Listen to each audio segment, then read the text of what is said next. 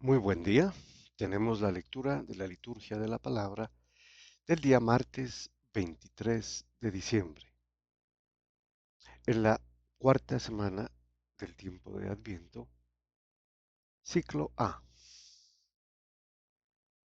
Muy bien, celebramos a San Juan de Ketty, presbítero. Bueno, este es un santo polaco del siglo XIV. Muy bien, vamos a nuestra primera lectura. Tenemos del libro de Malaquías, que es el último de los libros del Antiguo Testamento antes de empezar el Nuevo Testamento, ¿no? con San Mateo. Entonces tenemos al profeta Malaquías, capítulo tercero, versículos del 1 al 4 y del 23 al 24. Muy bien, veamos qué nos dice el profeta Malaquías. Esto dice el Señor Dios: voy a enviar a mi mensajero para que prepare el camino ante mí.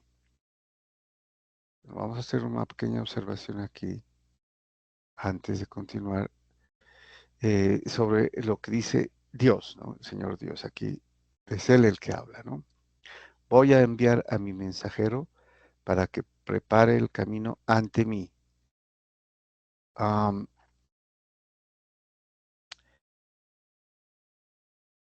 la referencia aquí al mensajero de Dios, que es en hebreo Malak, ¿no? Es el ángel, ¿no? Es un ángel en términos de, de significado, el ángel de Yahweh, el ángel de Dios, que también se lo puede asociar a Dios, ¿no? Es decir, aquí más concretamente se refiere al Mesías, ¿no? Y es interesante también porque para que prepare el camino ante mí, es precisamente el que viene, ¿no? El que viene es el mismo Dios. También se podría interpretar, de hecho algunos interpretan de esta manera, el mensajero es Juan el Bautista, ¿no? Pero eh, en realidad al que envía el Padre, si sabemos aquí que el que envía es el Padre, sabemos que Jesucristo es enviado por el Padre, ¿no? Que es el mismo Dios, la segunda persona de la Santísima Trinidad. Entonces es más, em, digamos que coherente la interpretación de que a quien envía es a Cristo, al Mesías, ¿no? A Jesucristo. Y si es así, para que prepare el camino ante mí, o sea, ante Dios, que es Dios mismo el que viene, ¿no? Esto prácticamente es la interpretación más adecuada, ¿no? Sí, es enviado de Dios, es Jesucristo, el Hijo de Dios, ¿no? Eh, la segunda persona de la Santísima Trinidad, el Verbo que se hizo carne. ¿No? Bueno, entonces esta es precisamente una observación importante, porque después sí veremos que en realidad hay una referencia ya eh, al precursor, ¿no? O sea, a San Juan el Bautista. Bueno, entonces continuamos, volvemos a leer esta parte. Voy a enviar a mi mensajero para que prepare el camino ante mí. De repente llegará a su santuario el Señor a quienes ustedes andan buscando y el mensajero de la alianza en quien ustedes se regocijan. Miren que está llegando, dice el Señor del universo.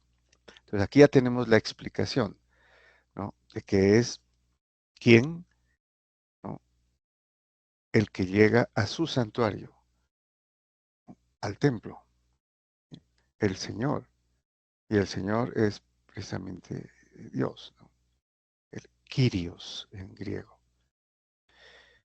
Y a quien ustedes andan buscando, precisamente es a quien en esa época, recuerden que este es Malaquías, Antiguo Testamento, ¿no? Pero como es profecía, a los judíos en esta época cercana, ya a la venida del Señor, estaban buscando, ¿no? Era el tiempo, según las profecías, como Daniel, que decían que ese era el tiempo en el que debía aparecer el Mesías, ¿no? Bueno, y, y es el mensajero de la alianza, pero es de la nueva alianza, ¿no? En quien ustedes se regocijan. Miren que está llegando, ¿no? Lo pone más pronto. ¿Quién dice esto? El Señor del universo, ¿no? ¿Quién se resistirá el día de su llegada? ¿Quién se mantendrá en pie ante su mirada? Pues es como fuego de fundidor, como lejía de lavandero. Se sentará como fundidor que refina la plata, refinará a los levitas y los acrisolará como oro y plata, y el Señor recibirá ofrenda y oblación justas. Bueno, aquí hay tal vez un par de observaciones que hacer, ¿no? Estamos viendo que tiene que ser alguien, no necesario un profeta, ¿no? Es el Mesías, es Dios mismo que llega, porque dice, nadie se resistirá a su llegada, ¿no? O quién se mantendrá en pie ante su mirada. O sea, es algo, alguien no humano, obviamente, ¿no? Divino, que es el Mesías. Y luego las otras funciones, ¿no? Que son eh, como fuego de fundidor, como lejía de lavandero, porque viene a lavar, ¿no? Viene a santificar, viene a dar vida, verdadera vida espiritual, y para eso tiene que purificar, ¿no? Lavar. Y así como se refina la plata o como se acrisola el oro, ¿no? En el crisol, el fuego hace que se quemen todas las impurezas y quede el sol puro, lo mismo la plata, ¿no? Entonces el fuego es importante. Y esto hará con los levitas, en referencia a los sacerdotes, ¿no? Y a los nuevos sacerdotes. Los refinará y los acrisolará, o sea, los purificará, ¿no? Como se hace con los metales preciosos como el oro y la plata. Y entonces dice, recibirá ofrenda y oblación justas, porque sabíamos que los sacrificios y las ofrendas ya el Señor los detestaba, ¿no? Porque se ofrecían no desde el corazón, ¿no? No como cambio de vida, sino como un simple rito externo, ¿no? Legalísticamente hablando. Bueno, continúa entonces el libro de Malaquías. Entonces agradará al Señor la ofrenda de Judá y Jerusalén como en tiempos pasados, como antaño. O sea, como se hacían los sacrificios, ¿no? Al comienzo, veámoslo como Moisés, ¿m? La primera Pascua, por ejemplo, cuando salían, ¿no? de Egipto y eran librados, ¿no? Miren, les envío al profeta Elías antes de que venga el día del Señor grande y terrible. Aquí ya está, ¿no es cierto? El profeta Elías, a quien los judíos creían que tenía que venir antes del Mesías o inmediatamente antes del Mesías. Pero Jesucristo les dice, ¿no? Ya hemos visto este pasaje. eh, Juan el Bautista vino, él era Elías, el que tenía que venir, ¿no? Porque compara a Juan Bautista con eh, Elías, el primero y el último de los profetas, prácticamente, ¿no? Entonces, con Juan el Bautista que es el precursor del Señor, del Mesías, se termina prácticamente los profetas, ¿no? Es el último profeta. Elías el primero, Juan el Bautista el segundo. Entonces, esta referencia directa a Juan el Bautista. Entonces, Elías, ¿sí? Elías que es Dios mi Señor, ¿no? Sería el significado de Eliahu, eh, Dios mi Señor, Elías, ¿no? Y Juan el Bautista, ¿no? Juan y Johanan es Dios, la gracia de Dios. Podríamos también decir la misericordia de Dios. Eso es lo que él anunció, ¿no? Antes de Jesucristo. Que venía la gracia, que venía la misericordia. Bueno, continuamos. Él convertirá el corazón de los padres hacia los hijos y el corazón de los hijos hacia los padres, para que no tenga que venir a castigar y destruir la tierra. Bueno, para que se salven, ¿no? Precisamente, para darles vida eterna, que es lo que el propósito del proyecto, ¿no? Digamos, lo salvífico, es dar vida verdadera, vida espiritual, y poder salvar, ¿no? Y salvar la humanidad. Muy bien. Vamos al Salmo responsorial. Tenemos el Salmo 24, cuyo responso es: levántense, alcen la cabeza, se acerca su liberación. Bueno, este verbo nos hace recordar a la Santísima Virgen María, ¿no? Después de la Anunciación, cuando se levantó y fue a prisa, ¿no? A una ciudad de Judá, en las montañas de Judá. Bueno, entonces aquí, levántense, dice. Dice el salmista: Señor, enséñame tus caminos, instrúyeme en tus sendas, haz que camine con lealtad. Enséñame, porque tú eres mi Dios y Salvador. O sea, es una súplica, ¿no?, que hace el salmista aquí eh, a Dios, ¿no? Para que lo guíe, le enseñe y para que lo salve, ¿no? Tú eres mi Dios y Salvador. El Señor es bueno y recto, y enseña el camino a los pecadores. Hace caminar a los humildes con rectitud, enseña su camino a los humildes.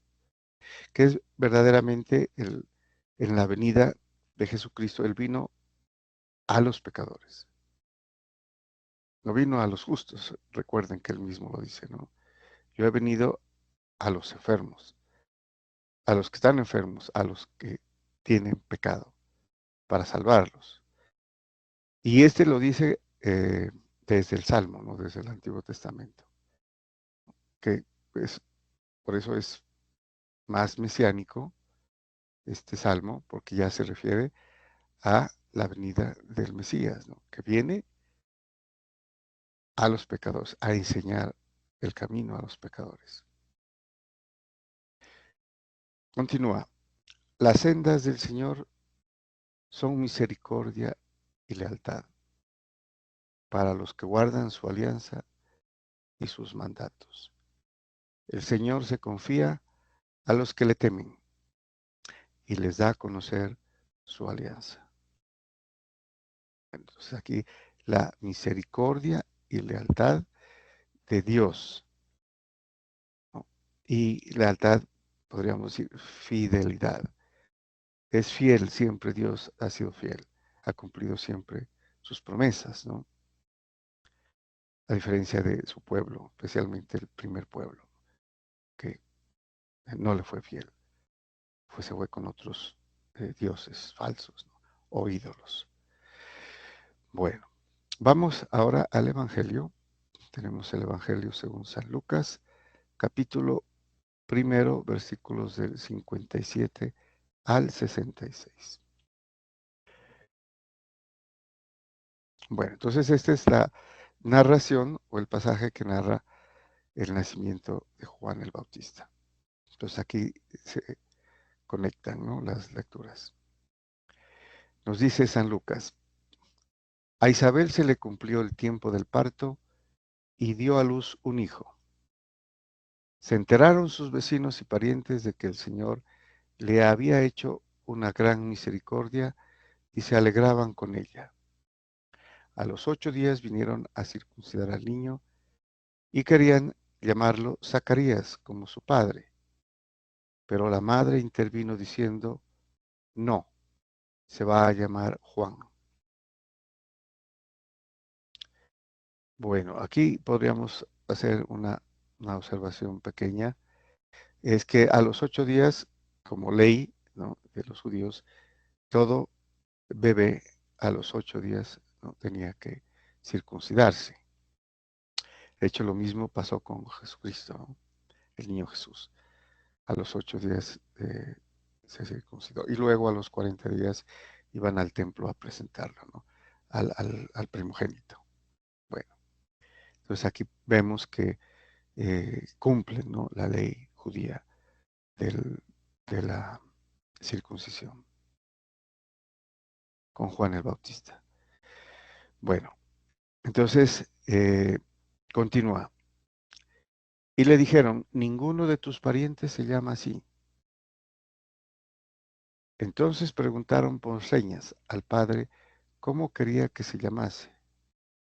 Él pidió una tablilla y escribió: Juan es su nombre. Y todos quedaron maravillados. Bueno, habría que recordar que Zacarías quedó mudo, ¿no?, por la duda que presentó al arcángel Gabriel. Pero no solamente mudo, sino sordo mudo, ¿no? No podía escuchar tampoco. Y de esa manera, eh, María, perdón, Isabel, Santa Isabel en este caso, ¿no?, Eh, dijo que su nombre era Juan. Y ella no podía escucharlo a Zacarías porque quedó mudo, y él también no podía oír. Pero él sabía por el ángel, ¿no?, que le dijo cómo se iba a llamar. Y por eso pidió una tablilla y escribió: Juan es su nombre. Todos quedaron maravillados porque coincidió con el nombre de que había dado Santa Isabel, ¿no? Y muy seguramente porque ella lo supo también como revelación, ¿no? El nombre de Juan el Bautista era ese, y no el que los judíos acostumbraban a ponerle, ¿no?, que normalmente era el- el nombre del abuelo o del padre, ¿no?, en ese caso Zacarías. Bueno, pero era Juan. Inmediatamente se le soltó la boca y la lengua y empezó a hablar bendiciendo a Dios. Los vecinos quedaron sobrecogidos y se comentaban todos estos hechos por toda la montaña de Judea. A propósito, aquí está la Virgen María, ¿no? Sí, ella está allí, presente, porque ella acompañó a, a su prima o a su parienta hasta el nacimiento del niño. Entonces ella todavía está acompañándola allí. Y todos los que los oían reflexionaban diciendo: pues, ¿qué será este niño? Porque la mano del Señor estaba con él. Muy bien, muchas gracias y bendiciones.